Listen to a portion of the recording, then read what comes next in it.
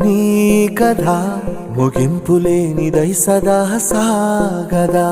నీ కంటి రెప్పలంచున మనస్సు నిండి పొంగిన ఓ నీటి బిందువే కదా నువ్వెతుకుతున్న సంపద ఒక్కొక్క జ్ఞాపకానికి 100 ఏళ్ల ఆయువుందిగా ఇంకెన్ని ముందు వేచెనో అవన్నీ వెతుకుతూ పదా మనుష్యులందు నీ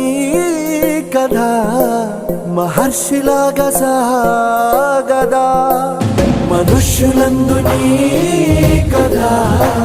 మహర్షిలాగా సాగదా